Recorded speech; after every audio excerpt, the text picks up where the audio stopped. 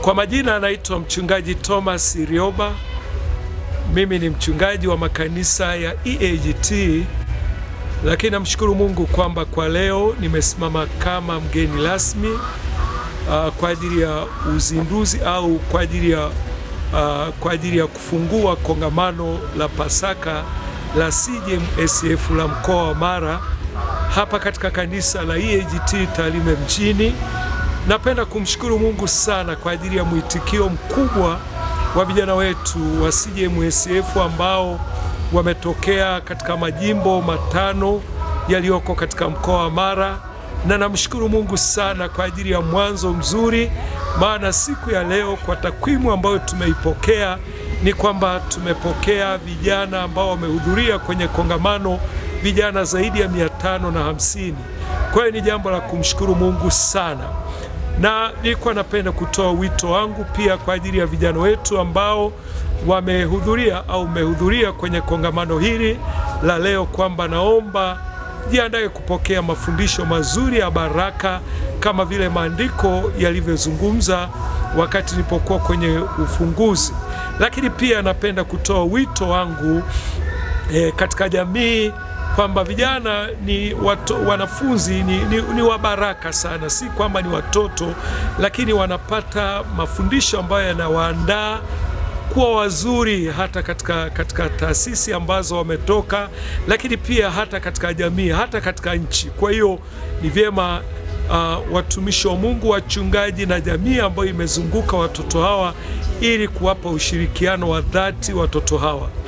Lakini pia napenda kumshukuru Mungu sana kwa ajili ya nchi yetu ambayo inaweza kutoa kibali, fursa kwa ajili ya vijana wetu kukutana kwa ajili ya kujifunza, na najua watakuwa wazuri sana katika jamii hata mahala ambapo wametoka kama nilivyosema. Kwa hiyo huo ulikuwa ni wito wangu na maneno ambayo nimesikia kuyazungumza kwa ajili yenu. Niseme ya kwamba Mungu wa mbinguni awabarikie sana. Amen. Kwa majina yangu naitwa Sauda Kayange. Mimi ni mratibu wa mkoa katika mkoa wetu wa Mara. Tuko na kongamano la wanafunzi wa CJMSF, kirefu tunasema The Christ Gospel Messenger Student Fellowship. Ni chama ambacho kimeanzishwa na kanisa letu la EAGT kwa lengo la kuwafikia wanafunzi. Kama ambavyo tunajua kwamba elimu imekuwa ni pana, kwa hiyo hata kanisa letu la EAGT liona ni vyema lianzishe hiki chama cha EAGT ili kuweza kulea wanafunzi wetu wenyewe.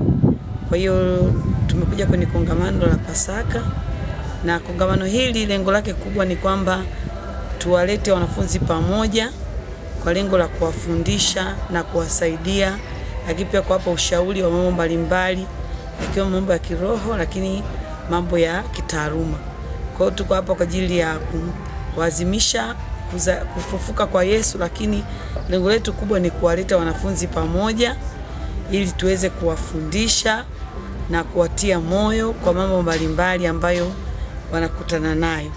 Lakini pia lengo la EAGT kuanzisha chama hichi ni kwamba ili na sisi watoto wetu tuwalee katika mazingira ya makanisa. Kama tunavyojua sasa hivi kuna utandawazi, imani nyingi zimeingiliwa.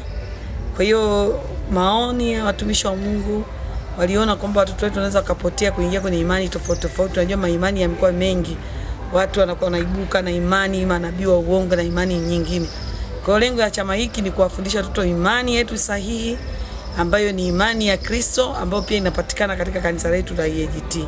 Kwa hiyo tuna lengo kubwa la kuwekeza imani kwa watoto wetu, wanafunzi wetu, kwa sababu tukijua kwamba hao ndio taifa letu la kesho, lakini pia wanaweza kulifaa kanisa kwa siku za kesho.